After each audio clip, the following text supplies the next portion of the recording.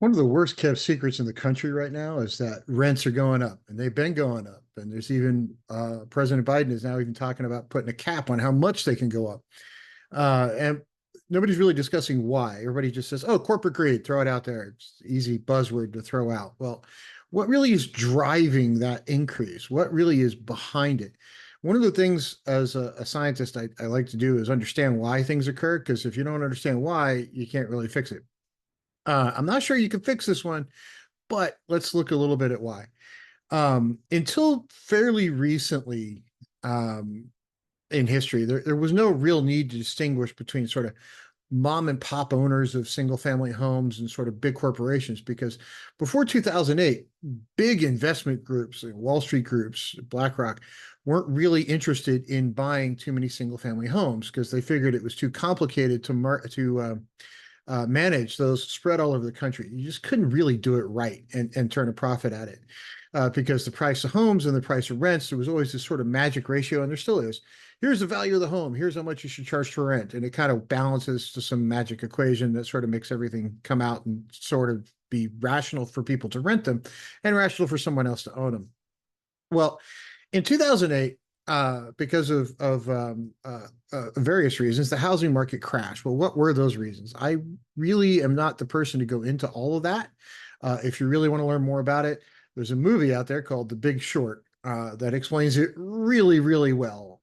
But essentially, what happened at that particular point was banks got the point where they would give anybody who had a pulse a mortgage if you could fill out the form and show up to the bank. Here you go. You didn't matter if you had a job. You went to second house, third house, fourth house, fifth house, no problem. Somebody got one in a dog's name. It just didn't matter. You could get a house if you had a pulse. Um, well, the reason the banks were doing that was they had these ways of sort of lumping them together and selling them off as bonds, and a lot of money was made. So basically, it boiled down to you could use the housing market to make your bank very successful. And in 2008, what we realized was the number one business in the United States sort of became banking because we were basing it all on real estate. Well, when that crash happened, it damn near took out the economy of the United States, and they had to go fix it. Well, a lot of people who were homeowners then lost their home. Well, what do you do when you lose your home? You become a renter. Also, those homes, if you remember, there were foreclosed homes everywhere. You could buy them relatively inexpensively compared to what they used to be. They needed work, but if you bought enough of them, you could kind of work it out to where you can make money on it. And Wall Street firms came in and started doing that. Also, mom and pop owners, sort of the people that own one or two or three homes, they kind of got more involved in 2008. And went, well, I've got two, maybe I could pick up a couple more fairly cheap. Well, that's kind of where things went. Was it got on this roll after 2008. Now, how bad is it, right? So not only are we building more apartments everywhere and pricing those apartments highly, but in 2007, I looked up the numbers. There were about 10 million single family homes, freestanding single family homes for rent in the United States.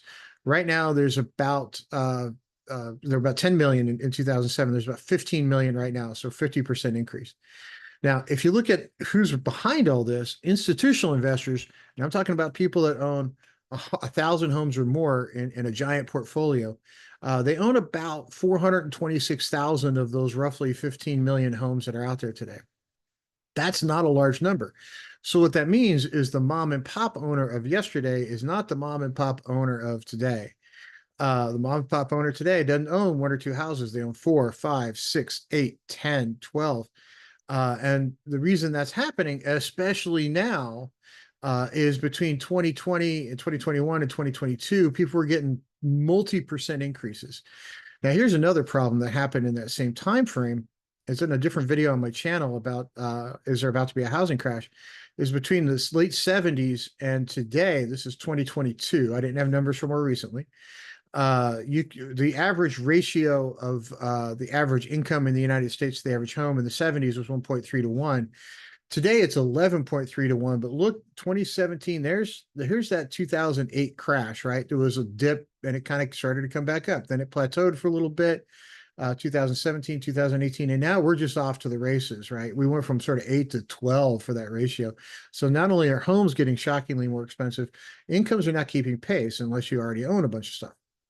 Now, what's happening with those mom and pop owners is what they're doing is saying, hey, look, I own three homes. I bought them in 2008. They're now worth 5 times what I paid for them. Should I sell them and cash out? No, no. What I should do is say, hey, look, I've got $400,000 in debt on homes that are now worth 4 million. I can go to the bank, use that as collateral, leverage that, and buy a bunch more houses. So what's going on is now those mom and pop owners have gotten much bigger. And they're starting to do things like use property data from a group called CoreLogic and others to figure out what to rent things for. Because if you remember 10, 12 years ago, a local owner would advertise locally and say, hey, look, I've got this house for rent. They'd probably be the person that met you. If you, hey, I want to look at it, maybe they've got a realtor help them. Maybe they're doing it themselves. The advertising wasn't all that great, right? Well, now there's websites, there's all kinds of ways to advertise these things. And there's groups out there handling it for them. So now your mom and pop owner doesn't have to work as hard because somebody will come in and manage that property for them for a percentage of the rent.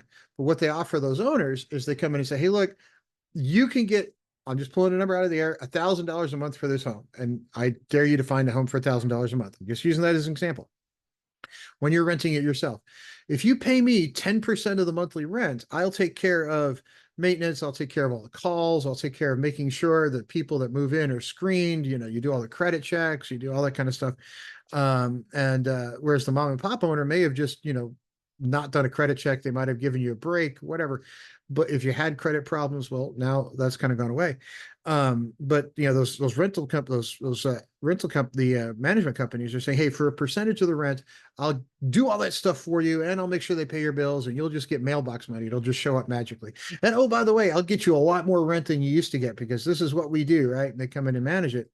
And instead of having to pay, a percentage, so let's say they're paying 10%, that firm's going to come in and say, well, I can get you $1,200. So really it's free to you, right? It doesn't really cost you anything because you can only get 1,000. I'm going to get you 1,200 and I make $120 a month. You make the rest. And now you're making $80 more than you used to. So what's happening is the mom and pop owners ain't that mom and pop anymore. They've gotten a lot bigger. They've gotten a lot savvier. So what they're doing is there are cranking up those rents, to a much higher rate. And also, one thing I found interesting was that if large corporate owners do evictions, people will argue those and they'll get large groups to come in and fight it, whereas mom and pops can just kind of go to the local, go and get an eviction done much more regularly. And they tend to be the ones that evict much more regularly than the larger groups do. Now, the other interesting thing I found was that some of these groups that are renting are actually helping people rebuild their credit by renting. I don't know how that works, and I'm still digging into it because I think that sounds sort of scammy to me. But some of them are actually claiming that. Now, the interesting thing to me, where did all this come from? Well, if you go back to '08, the United States decided our biggest business in the country was banking. And it just about killed the economy when that fell apart because we got in this mode where we said, hey, look, houses will go up forever. It's always going to increase. It's never coming down. No problem. Let's go, let's go, let's go. Charge, sell more, buy more. You buy 4, you buy 6. Who cares? Have a vacation home. No big deal. It didn't matter. Now, what we've gotten to a point in is saying, hey, look, we can crank up rental prices forever and it's never going to end, right? There's no end in sight. We can keep going higher and higher and higher. It's fine. It's fine. Is it? Or is there an end in sight someplace? Because double digit percentage increases, eight, even let's call it 8%. 8% when the average salary increase annually is about 2%, and you got 60+% of the United States living paycheck to paycheck. That's a big number. What that does is it means people who have to pay that rent increase aren't going out to dinner. That affects the local economy. They aren't going to go out and take vacations. That affects the travel leisure. It isn't affecting it yet, but it will at some point. Because I think people still were kind of pent up on travel from COVID. I think that's pretty much gone. And I think what we're going to find out was this summer was not the best travel summer in the world. But the to bring this whole thing home, I think what we're seeing is we've gotten back in that attitude where we think nothing can ever come down. It's always going to go up. Keep buying more, support it up, prop it up. And instead of banking being our biggest problem in the United States, now it's real estate. Now we've got a big problem because we're back on that same little bug again. And who gets left holding the bag? Because in 2008, if you were a homeowner and you wound up being evicted you wound up with your home foreclosed, you became a renter. It took you years to get that off of your credit report. And now you're trying to buy back into the market at these higher rates, but now you got to have like 200 grand in cash, 180 grand, 150 grand in cash as a down payment. And not everybody has that because, again, we got 65% of the country living paycheck to paycheck. So where's the end? What's that look like? My guess is when it ends, it's going to take the real estate market with it because sooner or later people are going to reach their breaking point and you're either going to have widespread bankruptcies all resulting from rental prices, or you're going to wind up with multiple families renting a home together and just trying to figure it out as you go along because you can't keep going up forever when salaries don't match. And now we've got President Biden talking about a 5% cap on increases, which sounds great if you've got an 8 or 12% year right behind you. 5% sounds awesome. But remember, salaries only going up an average of 2%, and inflation's still up over 3. 65% of the United States lives paycheck to paycheck. Something's going to break. Big question is, when does it break and how hard does it come crashing down when it does? I don't think this party can continue for another year. I think we're starting to see cracks in this already because evictions are up at 35% of pre-pandemic levels in 5 U.S. cities, 35% above pre-pandemic levels for evictions. That's a big number.